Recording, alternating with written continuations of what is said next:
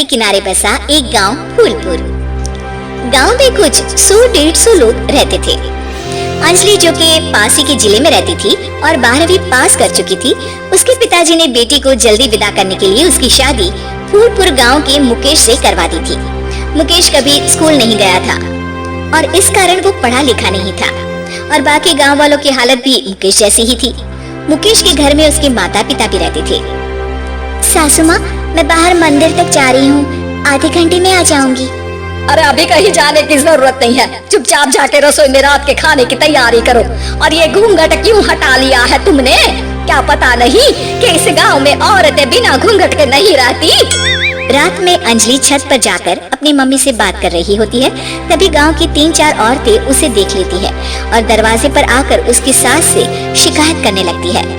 और क्या हुआ? अरे छत पे तो देखो, आपकी बहू मटक मटक के किसी से फोन पर बात कर रही है, दिन भर फोन पे लगी रहती है। अरे कल तो मंदिर के पास वो क्या कहते हैं, सेल्फी ले रही थी। शहर की बहू रखना अच्छा शान की बात है, पर देखना इसके लक्षण से ये तो तुम्हारे परिवार को बदनाम ना कर दे। ये पहली बार नहीं था जब सास से गांव के लोगों ने अंजलि की बुराई या शिकायत नहीं की हो। अब तो ये रोज की बात थी। अंजलि ये सब सुन लेती है। जब वो नीचे जाती है तो मुकेश भी वहाँ आ जाता है।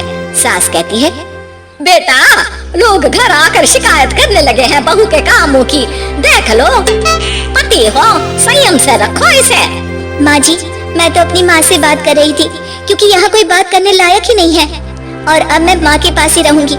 वहाँ क्या रहना, वहाँ बाहर के लोग तो ठीक है पर घर के लोग भी इज्जत ना दे सके। अरे नहीं नहीं अंजलि, ऐसा नहीं है, धीरे धीरे सब ठीक हो जाएगा, तुम फिक्र ना करो।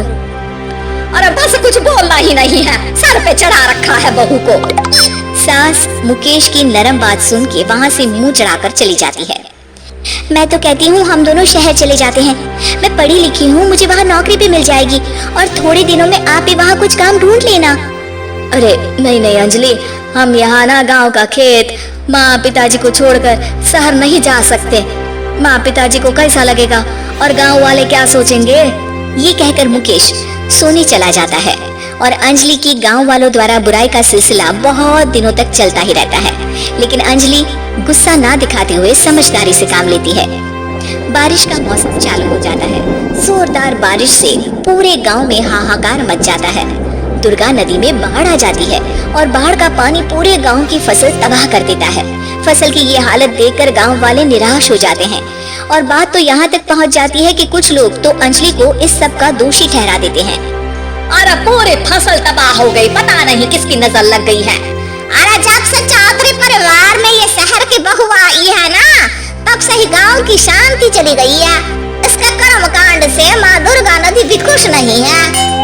ये सब सुनकर बेचारी अंजलि रोते हुए अपने घर चली जाती है। कुछ दिन बाद सभी गांव वाले अपनी फसल का मुआवजा लेकर अपने अपने घर आते हैं। मुकेश भी 1500 लेकर आता है। अंजलि को जब पासबुक दिखाता है तो अंजलि हैरान हो जाती है। अरे ये पासबुक में तो उन्होंने 4000 की एंट्री करी है और आपको सिर्फ 1500 दिए। सच में? अरे वो सरकारी अफसर आपको बेवकूफ बना रहे हैं। सरकार की तरफ से हमें 4000 मिले हैं लेकिन बाकी का सारा पैसा खुद ही खा रहे हैं। आप लोग के अनपढ़ होने का फायदा उठा रहे हैं।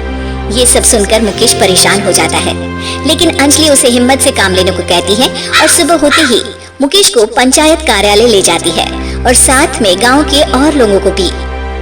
आप सरकारी बाबू क्या गांव के लोगों को बेवकूफ समझते हैं?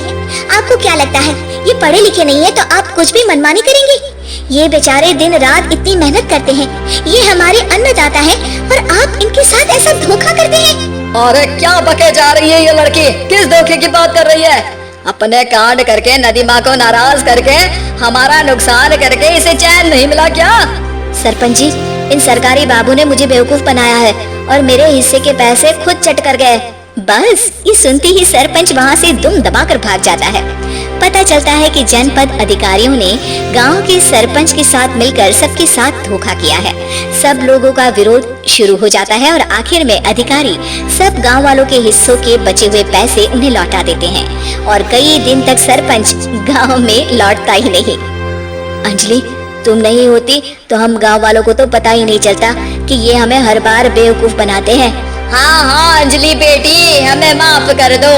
हम सब तुम्हें बुरा भला कहते रहे, लेकिन तुमने ही आज हमें बेवकूफ बनाने से बचाया है। हमें तुम पर गर्व है बेटी। अब समझ आया कि सरपंच तुमसे नहीं, तुम्हारे पढ़े लिखे होने से नफरत करता था।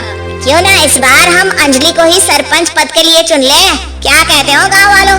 पढ़ी लिखी सरपंच। बस पूरा गांव अंजलि के लिए ताली बजाता है और अंजलि की सास उसे खुशी से